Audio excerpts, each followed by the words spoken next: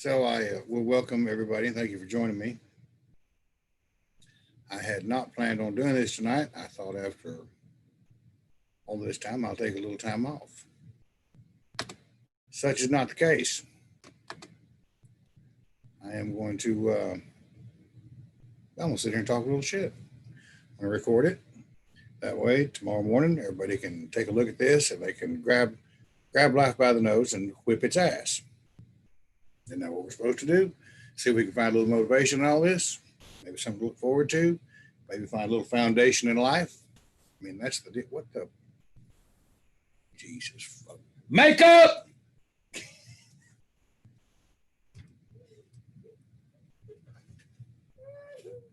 you. There we go. Thank you. She wanted to do that. She thought that'd be so much fun.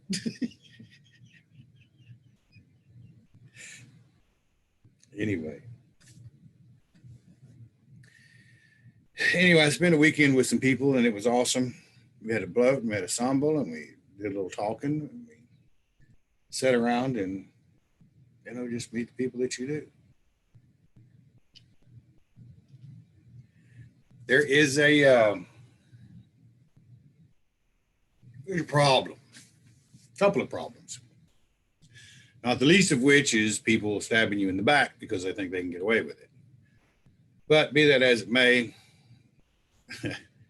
it's always somebody that doesn't matter. The bigger problem is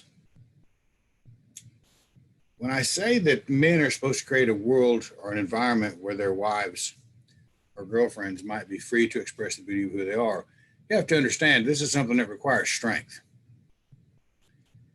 You can't just build a house and, oh, I'll be good. You'll end up like that couple in St. Louis, standing around looking like retards, standing around with guns.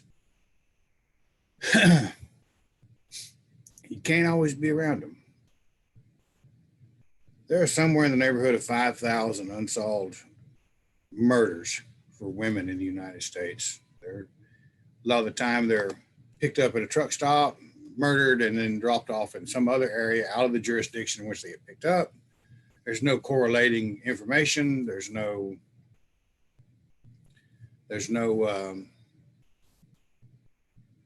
FBI database. There's a lot of stuff that goes with it. There are something like 800,000 children a year that go missing. Human trafficking. People really don't seem to care if it's a woman or a child, but we live in such a busy society, we've got to do something. So I had a lady the other day tell me that a man grabbed her wrist as she was walking out of a supermarket. She'd left her gun in the car, figuring, well, I'm going to the grocery store, I won't need it. And as she walked out, a man said, hey, there's something wrong with your car. No, there's not. Hey, there's something wrong with your car. This time he grabbed her by the wrist. She was fortunate enough to shove him away and run back in the store and call the police and yada, yada, yada. There's another incident here at the mall in Tulsa, Oklahoma, that this girl said her and her mother were shopping, and the girl said, well, I'm going to go to the bathroom. And as she sat down in the bathroom, somebody stuck their hand under the deal and stabbed her in the leg with a needle and injected her with something. And her mother got thinking, this is taking too long. She come around there, and there were two Hispanic women that told her, well, our friends had a little too much to drink. She's like, no, that's my daughter. Get your hands off. There's a real serious, and if you even begin to go down the rabbit holes of Pedogate and Pizzagate and all these other things that everybody seems to know about, seems to be an open secret, but apparently none of the authorities can do anything about it. It begins to be, the real glaring failure of monotheism seems to become apparent. When you look at monotheism, it's always waiting on somebody to do something for you. In this way of life, you have to understand that if you want good things, if you want things to happen, life, it's your responsibility. You're the one that has to get up and do this stuff. And while I hate to admit it, we live in a world where some of our wives, some of our girlfriends, some of our daughters, and our mothers and our sisters, there might come a point where they have to take care of themselves. So I've spoken with a few people. I want to try to put together some kind of initiative to raise some kind of funds. I'm not going to run it. I'm going to give it to a competent woman to run it. That will help women pay for these kind of self-defense course seminars that might be necessary to their survival. And, not the least of which is the fact that there are men out there that are slapping their wives and kids around because they're just ex-cons and they don't fucking know any better, or they're junkies, or they're drunks. And they need, these girls need it. So I'm not even sure what we're going to call it, but this is something big, and this is something that's in the works, and this is something that's going to gain a lot of steam. Shield Maiden Initiative or something along those lines. I think Mike McDougall called it that. But I think we're going to begin an earnest effort to raise money to teach. I mean, we have crowds of people marching in the street more than willing to do us violence and harm simply because of who we are. Violence is golden, but you got to be able to return it. And I think it's time some of our women start learning how to protect and defend themselves. It's in the primary stages. We're still shaping it up. There will be some seminars coming up. The Feast of the Einenhar is probably going to, here in Missouri, is going to be kind of a test run to see how it shakes out. And then we'll launch it from there and do our best to teach these women who are such an important part of our lives how to protect and defend themselves. Now, it's part of the action for the year. Excuse me. Now, I was thinking about what I was going to say tonight. And my first thought was, I am tired. I have worked hard all week. And then I spent the weekend in Missouri. I don't think I'm going to do anything. And I was going to skip out tonight. But the thing with the Shield Maiden Initiative is kind of important. Can't just skip out on that shit. So I'm going to record this. Glenn, I'm glad you joined me, man. And I didn't really announce it. I went live on YouTube, and we're going to try to do a little information here because everybody needs to know how to grab life by the nose and whip its ass, what that looks like. We'll start at the beginning of the Gilfagoning. I mean, where else should you start but that earnest effort that kind of outlines what we're talking about and helps us build that foundation of stability from which we might launch any kind of whatever we perceive as success. It says King Gylfi ruled the land that men now call Sweden. Okay, good deal. Let me share this so everybody can see it.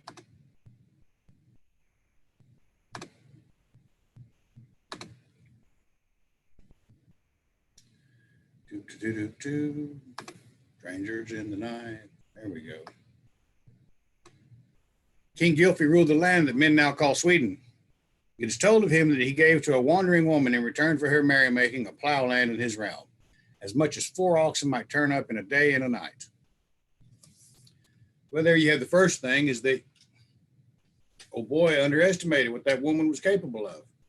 And kind of strikes close to home because I may have done the same thing, but I doubt it.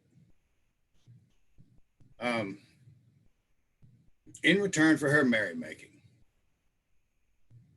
That can be perceived a lot of ways. I mean, hell, she might have just told him a joke for all we know, but we take it as far as we want to.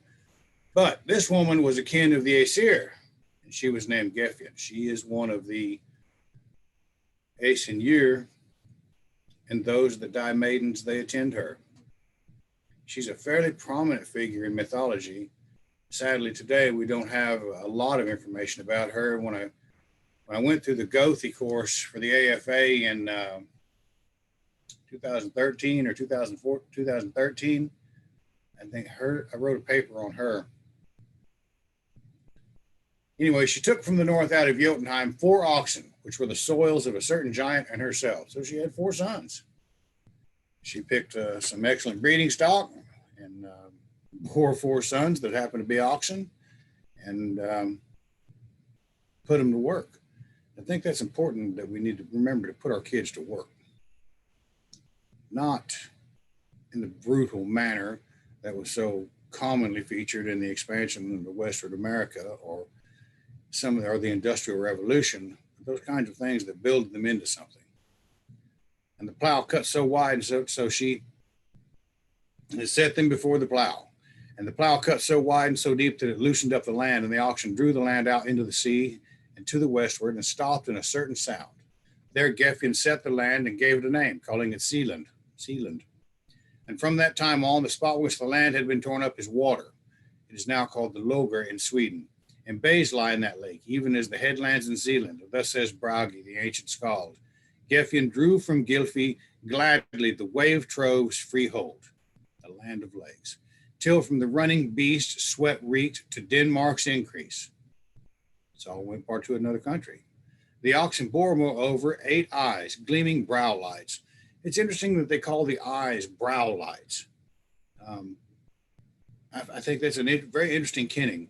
Over the field's wide booty and 4 heads in their plowing. Now, there is an interesting idea that Gefjon, she married a king in that land and began to have children of her own. I don't know what happened to the oxen, it never says, but that also is another point at which the divine DNA, so to speak, filters into the tribes of Northern Europe across the royal houses. And it's still an important royal house. So not only do we have this interesting idea in Rig doing it, but there is a suggestion here that a goddess has done it as well. Now, King Gylfi was a wise man and skilled in magic. He was a king, obviously. But he was much troubled that the Aesir people were so cunning that all things went according to their will. He pondered whether this might proceed from their own nature or whether the divine powers which they worshipped might ordain such things. Now, as I just suggested, there's 2 different kinds of thought with regards to spirituality and religion. One is that the gods are going to do something for you, which is the predominant feature of the big 3 monotheistic faiths, that you get on a knee and live kind of in a probationary status. And if you do that probationary status well enough, things will kind of even out for you, and they'll calm the seas, and it'll be easygoing, and they'll carry you through the rough times, and all of these wonderful things. But he also pondered where they might proceed from their own nature, which is our idea, that these things in life proceed from our own nature, our own thought process. Seas are tough, build a stronger boat. Times are tough, keep walking, put one foot in front of the other. You've got what it takes to make it. It's just that simple. For any individual that's been through any of the kind of rigorous military training that a lot of us have, well, maybe not a lot of us, or even the tougher times in life, and we begin to cultivate the idea, or we find out, or we pick up somewhere, hey, I might really be able to do this. That means that is proceeding from our own nature, not because somebody give us anything, not because there's a God doing something for us, not because of this gifting cycle, which all too often gets very confused with the idea of a prayer answered. But it might just simply be the activation of those thoughts in our own minds where we might truly begin to believe in ourselves. And if there's one thing Ostru can do, which is another reason the Shieldmaid initiative is so damned important, is to get these women to believe in themselves and to get us to believe in ourselves. Because I promise you, if your wife is going and you're not, how long do you think it's going to last before your ego gets the better of you and you have to go down to that gym and begin to tussle with somebody and figure out how to become, because she might hammer fist you in the jaw and knock you on your ass.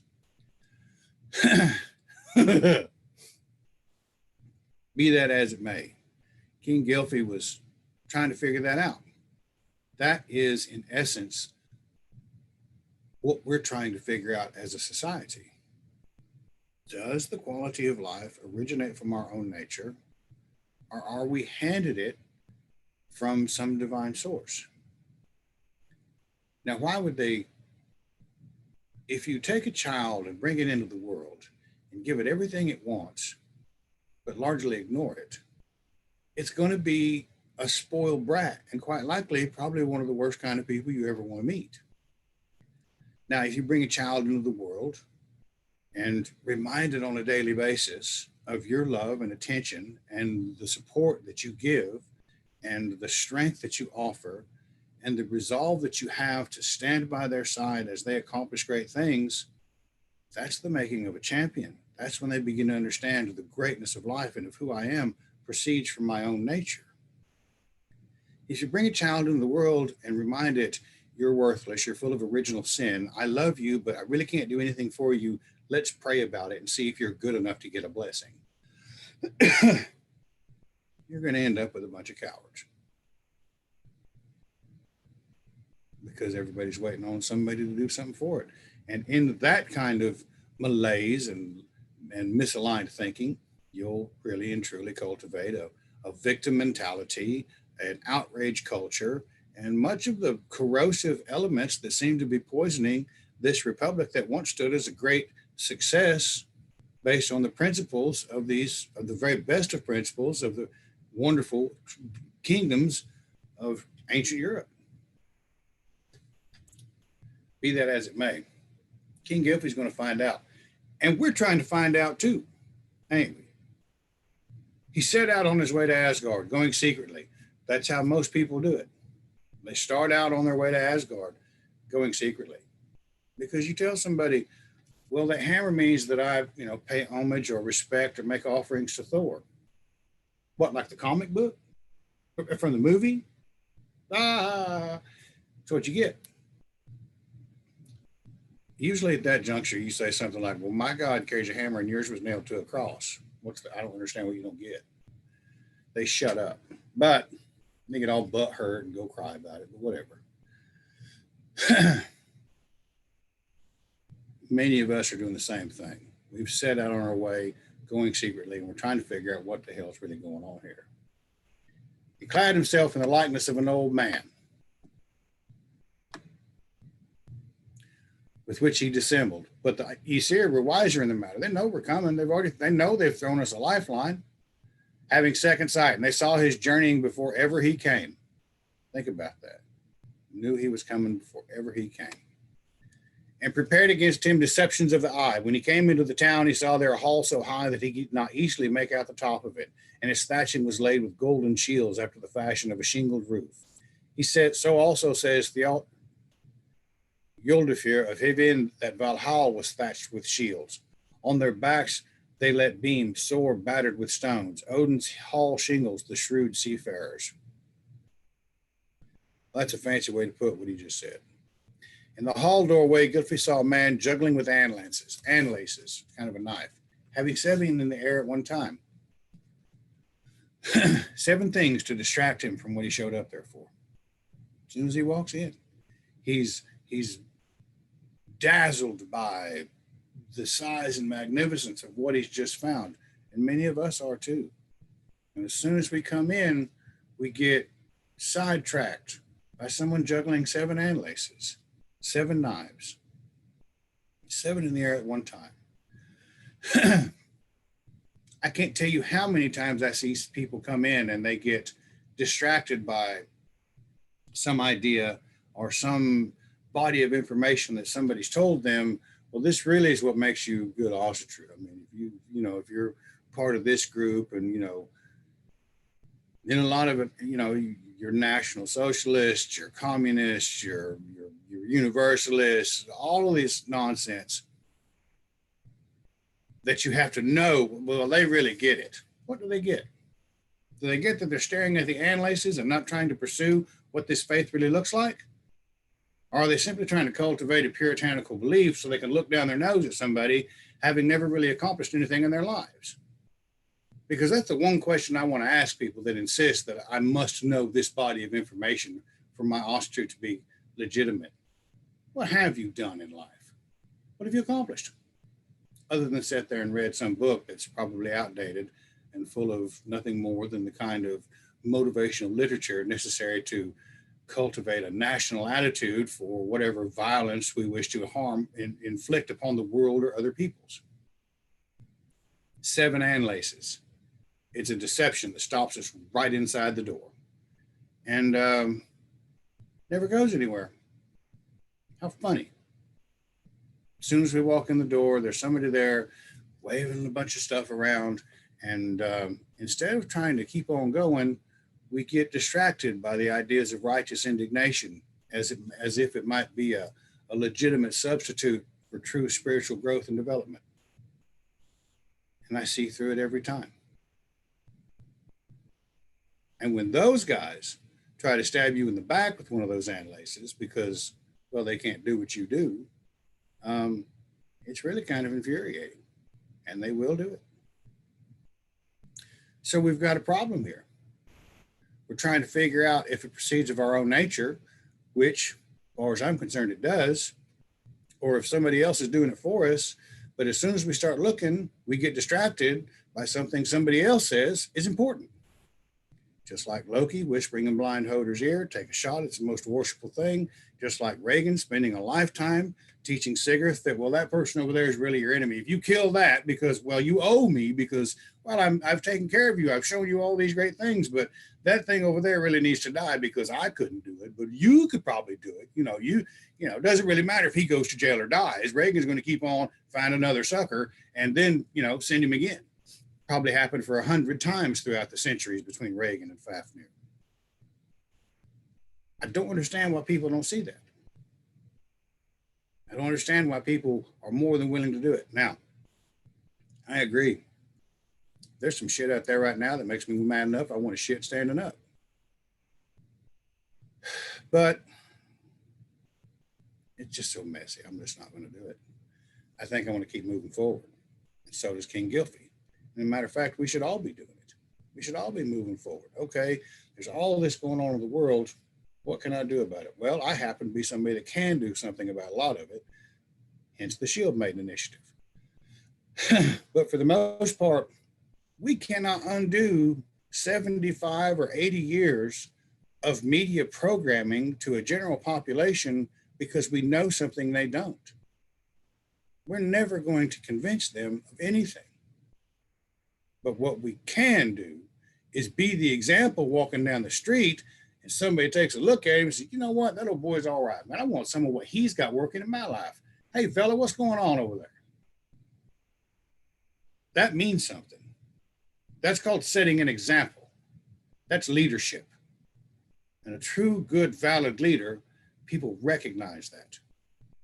Doesn't even matter if they're working for you or not. They'll see how hard those men work, how well they're treated, how they move forward in the world. Just how it goes, guys. I sometimes wonder that people are just born with it because sometimes I see and I'm just like, anyway. The man asked of him his name. He called himself Gangleri and said he had come by the paths of the serpent and prayed for lodging for the night, asking, who owns the hall? Now, the path of the serpent is not much different than the path of the river. The serpent will always take the easiest path, won't he? So he hasn't really struggled to get here. So he hasn't had to overcome any kind of preconceived notions. He hasn't had to suffer to find himself at the gates or the edge of greatness. He came by the path of the serpent. A lot of times when you do that, it makes it a lot easier for you to get distracted by somebody juggling 7 hand laces. I mean, it looks impressive as shit. He said, who owns the hall? The other replied that it was their king, and I will attend to thee to see him, and then thou shalt thyself ask him concerning his name. And the man wheeled about before him into the hall, and he went after, and straightway the door closed itself on his heels. There he saw a great room and much people, some with games, some drinking, and some had weapons and were fighting. Then he looked about and thought unbelievable many things which he saw, and he said, all the gateways ere one goes out should one scan. That's right out of the Havamal. For 'tis uncertain where sit the unfriendly on the bench before thee. That's straight up Havamal. He saw 3, and you know what? There's also something to be said about that because not everybody's going to move forward to do what I do or what you do or what somebody else does. It will be a great room. And it really is a great room. It's full of people, all kinds of people like us. And some are content with their games, and some are content drinking, and some enjoy fighting and training and exercising. But they're finding themselves at a point where I'm good with it. I don't need to go any further. I'm okay with who I am right here and right now. And that's as far as those people go. That's okay to let people do that. I had an old lady tell me one time, she said, I'd much rather be happy than right. And that's a real sound piece of wisdom. She also said, everybody has the right to be wrong, because I got distracted by the guy juggling 7 and laces. And she was like, why are you worried about all that? It really ain't none of your business. And it's not. See, I'm not sitting here saying all this stuff because I want to be right. I'm sitting here saying all this stuff because hopefully somebody will hear it and they might say, you know what, I'm going to keep moving down the hall. I think I'll run for Congress. I think I'll get a degree and become an attorney. I think I'll start a business and hire other good people.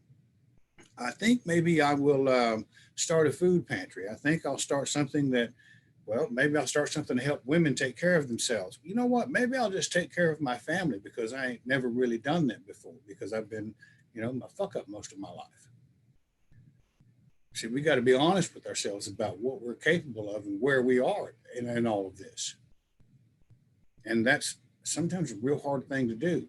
It's much easier to look at 7 and laces juggling and be mad about it. Well, I'm going to be mad about that today. You know what? I really need to be mad about that today. And all of that being mad about something, well, you know what? I really don't have to do a damn thing about any of the stuff that's bothering me. I can stand right here and just be mad. Just mad.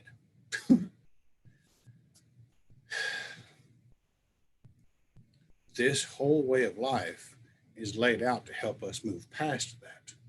If we have the courage, if we have the honesty, if we have the perseverance and the industriousness to begin to look at ourselves in such a way that, that really doesn't mean a hill of beans to me.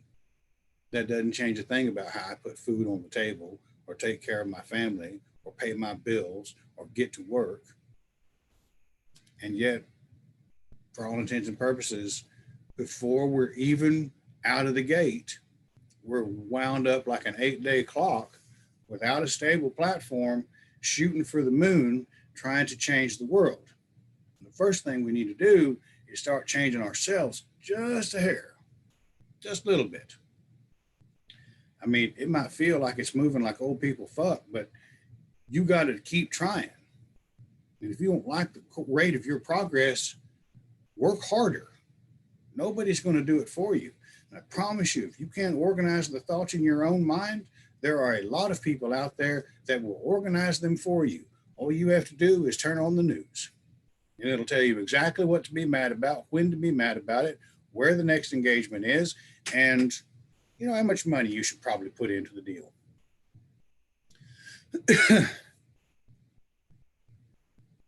Anyway, I digress. But I mean, that's really what we're looking at, folks. He saw 3 high seats, each one above the other, and 3 men sat thereon, one on each. And he asked, what might be the name of those lords? He who had conducted him in answered that one who sat on the nethermost high seat was a king, and his name was Har. But the next was named Yanhar, and he who was uppermost is called 3D. That means high, next highest, and third. Then Har asked the newcomer whether his errand were more than for meat and drink, which were always at his command, as for everyone here in the hall of the High One. He answered that his first desire to learn whether there were any wise men there within. And stand thou forth, who spirest, who answers shall sit. He's got some questions. So he hasn't lost his focus in coming to this faith. So it's like any man that goes through a midlife crisis, loses about half his shit, and then decides, I got to find some faith. I got to figure this out. And they go and find some faith, and then immediately get distracted by what's on the news and decide and take everything that brought them to the point where they lost half their shit. I'll give it a new coat of paint, call it something different, and I'll just continue on the way I was until I'm old and can't do nothing about it.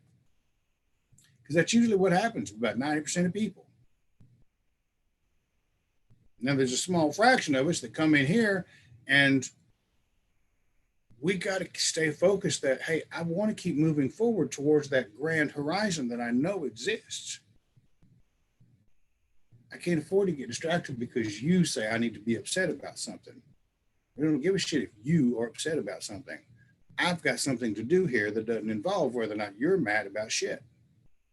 And that's where we really need to be with it. We need to focus on that. And it takes courage to do that. It's like watching some guy you know all your life beat on his kids, push his little girls around or something. Somebody needs to be man enough to say, hey, if you slap that child like that, if you push that child like that, if you cuss that child like a man, I'm going to whip your ass. I don't need to call the police or anything. Help a man figure it out. Treat him like a man. Don't wait on somebody else to do it. If you see it, you have an obligation to do something about it. It's in front of you for a reason. You want to pass the test or not? It's just that simple.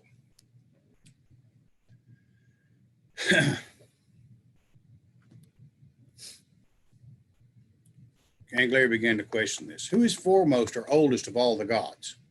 Har answered, he is called in our speech All-Father. But in the Elder Asgard, he had 12 names. One is All-Father. The second is Lord or Lord of Hosts. The third is Nikar or Spear Lord. The fourth is Nikunder or Striker. The fifth is Knower of Many Things. The sixth, the Fulfiller of Wishes. The seventh, the Far-Speaking One. The eighth, the Shaker, or He that putteth the armies to flight. The ninth, the Burner. The 10th, the Destroyer. The 11th, the Protector. The 12th, Gelding. So he ain't no joke. He can make your day or break it with a look, with a sneer, with a smile, with a wave of his hand and a toss of his spear. Things are going to go real good, or they're going to go to shit pretty quick. Or we might need to consider that he does both in a cyclical nature. Things go up, things go down. Things go up, things go down. And it does say here that he is a fulfiller of wishes. He is a Lord of hosts. He is the far-speaking one. He is the protector. But it's not based on a probationary status. All of those aspects of Odin will appear in our life based upon our ability to determine whether or not these things emerge from our own will or whether they are the will of the gods we make offering to. How do we find that balance?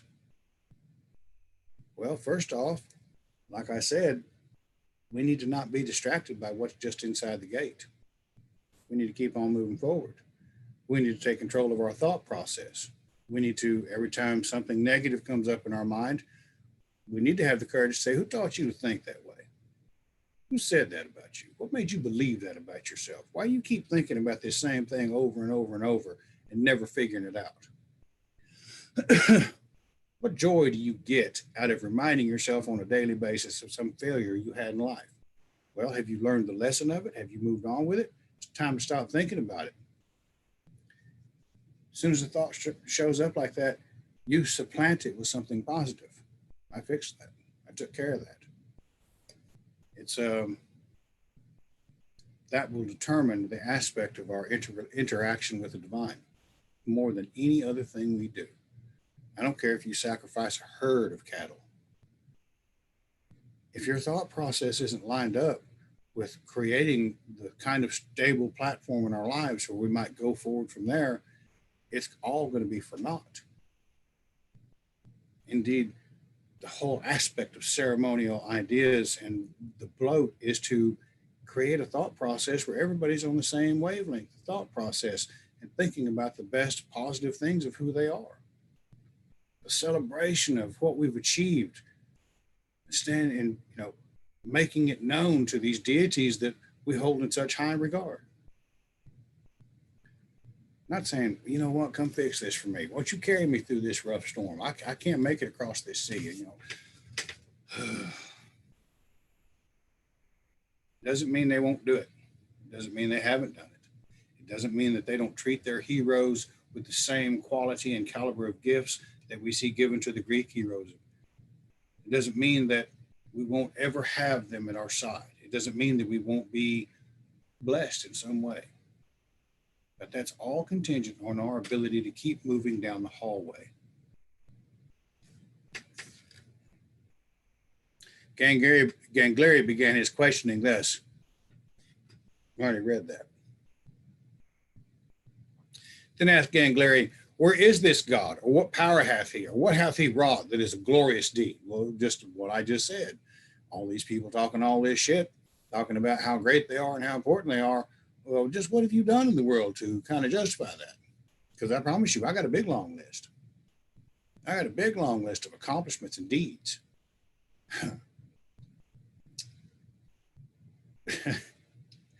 You got to remember that too, because sometimes they fail and you find yourself on your face or on your ass, and you got to remember, I do have what it takes. Boast and toast, the third round of Sambal. Har made answer, he lives throughout all ages and governs all his realm and directs all things great and small. Now there they are, high, equally high and third. Then said Hafenhar, he fashioned heaven and earth and air and all things which are in them. So this is an establishment of a very powerful deity, if he fashioned heaven and earth and air. Then spake 30, the greatest of all this is that he made man, and then gave him the spirit which shall live and never perish, though the flesh frame rot to mold or burn to ashes. All men shall live, such as are just in action, and be with himself in the place called Gimli. But evil men go to hell and thence down to misty hell. Now, misty hell is the ninth realm. Okay? They go to hell, the goddess, and thence down to misty hell. Not the location. Misty hell is the location. And that is down in the ninth world. Then said Gangleri, what did he before heaven and earth were made? And Har answered, he was then with the rime giants. Gangleri said, what was the beginning, or how began it, or what was before it? Har answered, as is told in the Voluspa, erst was the age when nothing was, nor sand, nor sea, nor chilling stream waves. Earth was not found, nor ether heaven, a yawning gap, but grass was none. So it's a void.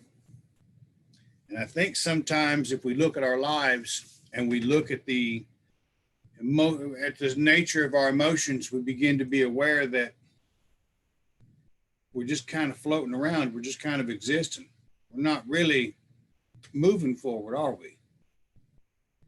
We're just kind of hanging out, kind of doing the deal. Nothing big, nothing, no great thing, no small thing, just kind of in an emotional void because, well, I couldn't quite figure it out then. I couldn't figure it out then. And I sure couldn't figure it out then.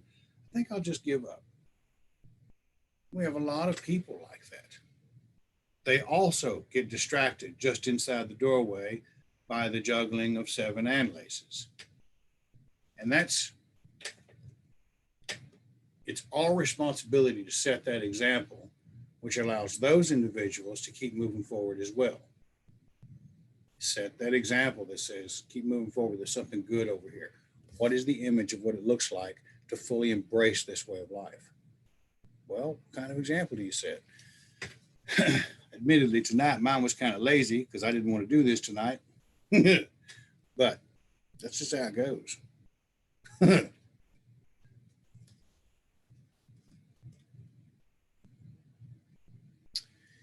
Then Yaf and Har, it was many ages before the earth was shaped that the mist world was made.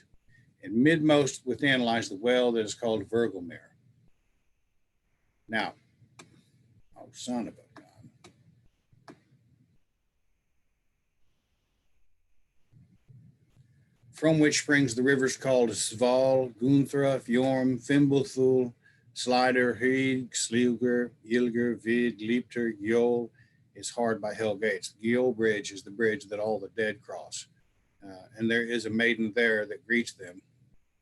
And Thridi said, yet first was the world in the southern region, which was named Muspel, and it is light and hot. That region is glowing and burning, and impassable to such as are outlanders and having not their holdings there. He who sits there at the land's end to defend the land is called Surtur. He brandishes a flaming sword, And at the end of the world he shall go forth and harry, overcome all the gods, burn all the world with fire, thus as is said in the Voluspa. Searcher fares forth from the south with switch-eating flame, a switch-eating flame that burns a tree. On his sword shimmers the sun of the war gods. The rock crags crash, the fiends are reeling, heroes tread hell way, and heaven is cloven. Now there's another passage that goes after that that talks about the stars falling from the sky. This quite like, and when I wrote Life and the Love of Life, it kind of caught my eye that this could be one of the a literal record of a Younger Dryas comet impact, because that comet fell from the sky and it didn't fall just at one time. We're talking about every 6 months for 5 to 10 years, it would literally rain these comets in the most destructive fashion imaginable. Continent-wide wildfires, 1,000-foot tall waves of melted glaciers washing across the land. Literally nothing would have survived that, except possibly the ruins and the way to get to there from anywhere else. Some people would be at sea. There would be certain things. And indeed, if you look at the path of the dead of the Mississippi and Indian cultures from about 8,000 to 10,000 years ago, about the time of the Younger Dryas, they go hand in glove with the Egyptian path of the dead. It's an interesting connection there. You have the Solutrean hypothesis. You have evidence of habitation in Georgia that is up to 50,000 years old. And then all of a sudden, if you look at the world today and it was destroyed, who do you think would survive? It's going to be those people that live in the bush. It's going to be those people that understand their connection to the world. It's going to be pygmies and Amazonian Indians and Native Americans, living out on a reservation in abject poverty. And that's what we're looking at. And those people that happen to be at sea, carrying with them all kinds of information and DNA. It's an interesting book. I enjoyed writing it. If you haven't checked it out, I highly suggest you do. It'll blow your lips off. But that is and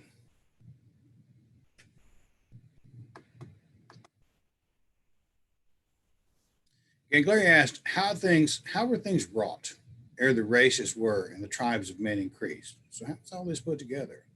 Then said Hard, the streams called ice waves, those which were so long come from the fountainheads that the yeasty venom upon them had hardened like the slag that runs out of the fire. That's an interesting dynamic, because we've all seen lava with the cool rocks on top as it flows. You see it on TV or National Geographic Special or something, but if you look at the waves in the Arctic oceans and they're just full of ice, this is what we're looking at here. So we have the fire and ice idea. When the ice halted and ceased to run, then it froze over above. But the drizzling rain that rose from the venom congealed to rime, and the rime increased, frost over frost, each over the other.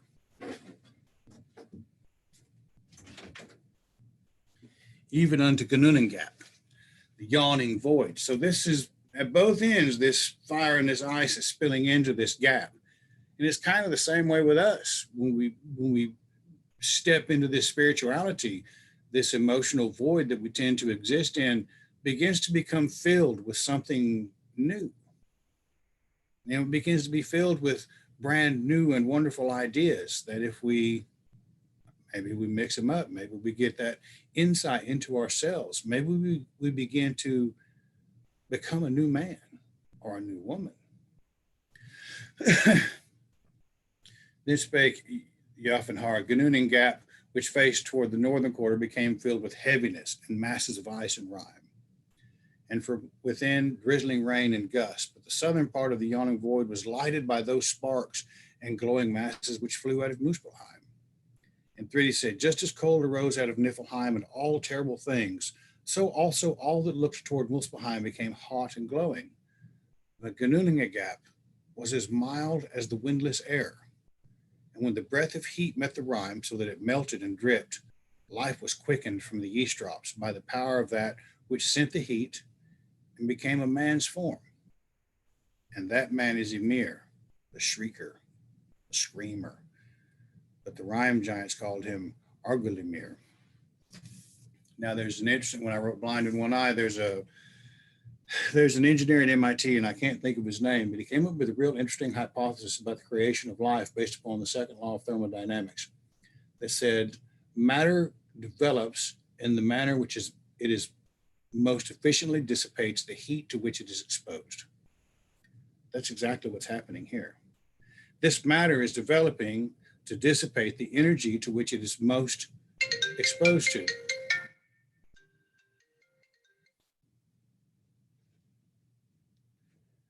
So it's an interesting idea that same principle shows up here. Hell, I wrote a book about it. Must have been something cool.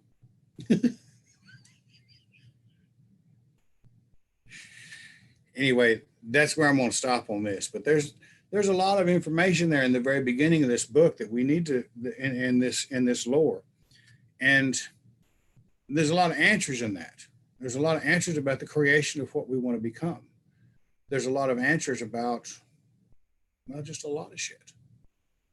And if we're not studying it, we're not reading it, or we're simply parroting the words of some 17th, 18th, 19th, 20th century interpreter of these words, we're not doing ourselves any favors. We've got to figure out how to look at this and apply it to our life. Because somebody's got to take this further than I can. Somebody's got to take this and run with it. I don't need somebody to say, oh, Brian's right about this. No, take it, put it to work, and go be somebody bigger, more important, more impressive than I am. That's what it's supposed to all be about. The prince was, the warriors were never supposed to outdo the prince. But every warrior understood it was his obligation to try as hard as they possibly could. I'm not suggesting I'm a prince, but I am suggesting that the principle there is an important one to consider. Every warrior needs to be trying to outdo the man in front of him, not by stabbing him in the back because he can't do, this guy's good with a sword, this guy's good with a spear, this guy's good with an axe. Use the tools that you have to achieve the success you're capable of. Stop stabbing people in the back because you can't do what they can do. It's ridiculous. It's asinine. And quite frankly, it's one of the reasons we're stuck where we are. So, having said all of that, I'm going to stop this share. And I'm going to see if there are any wonderful ideas or questions someone might want to ask. And we will go from there. If not, I'm tired because I spent all weekend working with others, and it's probably going to take a full night's rest for me to be able to get up in the morning and grab life by the nose and whip its ass. I'm just telling you, I feel 50 right now. Randy was there; he saw it. Yeah, I seen it. Anyway, it was a good time. It was a good time to get together and spend with just good people. It was a good time. It was. It's one of the most important things we do is get to know each other on that personal basis. Well, I do appreciate everybody joining me on this late notice. I quite frankly didn't think anyone would show up. I was just going to record this so people can enjoy it tomorrow. And I hope a lot of people do. And but I do appreciate everybody that coming in. I actually wasn't going to do it at all. So, having said all that, I'm going to get off here. I'm going to retire. And I'm going to get up in the morning and go do something magnificent. It might simply be just talking shit. I mean, that just happens to be what I'm good at. I don't know, guys.